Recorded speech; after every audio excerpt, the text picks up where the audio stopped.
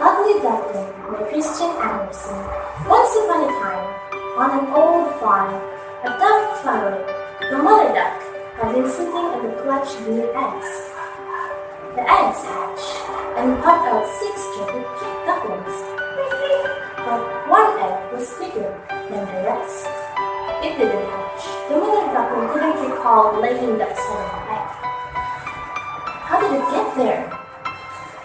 That's just what the mother duck thought. But then the egg hatched and it was very ugly. The mother duckling couldn't really comprehend if that's really hurts. And then, did I count the egg correctly? Mother duck wondered. But before she had time to think about it, the egg finally hatched. I can't understand how this duckling can do that. That's what the mother duckling said. And then, because of that, the poor ugly duckling grew up getting teased by other ducks because of his being ugly, which others said that the ugly duckling is. And then, the mother tried to console him. Poor little ugly duckling, why are you so different than the others? Instead of the mother duckling consoling it to make the duckling feel better, it just made him worse. And then the ugly duckling feels like, why does nobody love me? Everyone teases me, make fun of me.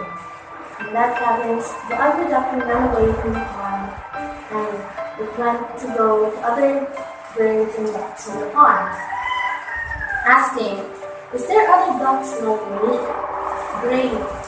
But then every duck that he encountered always just said, no. You've never seen a duck ugly as you. And then afterwards, the other ducks kind of warned him. The ducks warned him that, don't come near here. There are dangerous men with guns. And so the ugly duckling felt very homesick. He felt like he shouldn't have left home instead. As he wandered, when it was raining, it was very, very lonesome. He saw a farm or a house, and he went inside. And then the woman saw him and thought that he was a stray goose and caught him.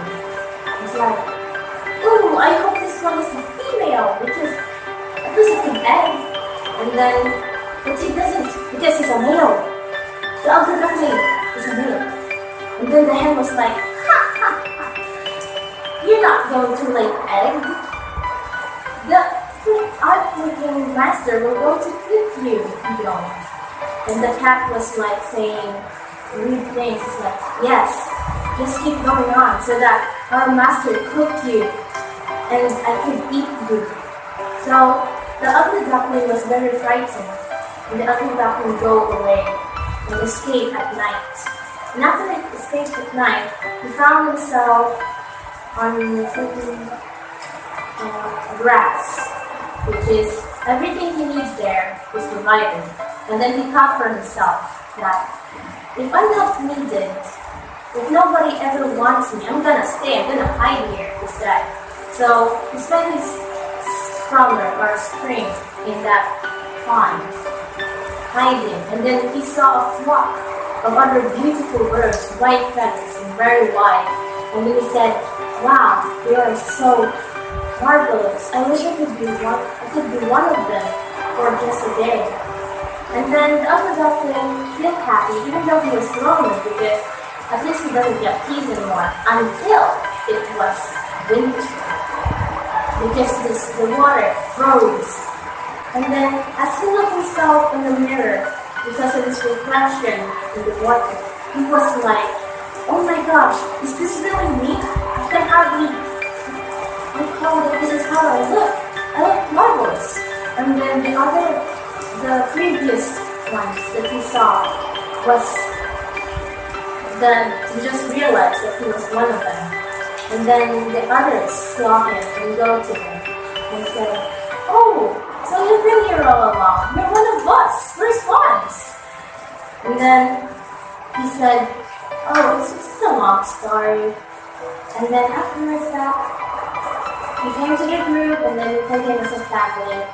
And one day, he heard the children on the riverbank exclaim, "Look at that young swan! He's the finest of them all!" And that brings him tears for all of the years that he felt that he's always been ugly.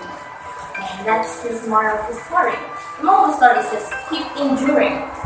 Endure the life because good things will just happen as long as you're living, as long as you don't give up. So that's the moral of the story. It's not that don't think you're ugly, because there's always that one time where you're going to bloom and no one's going to stop you for that. And that's the story. And thank you.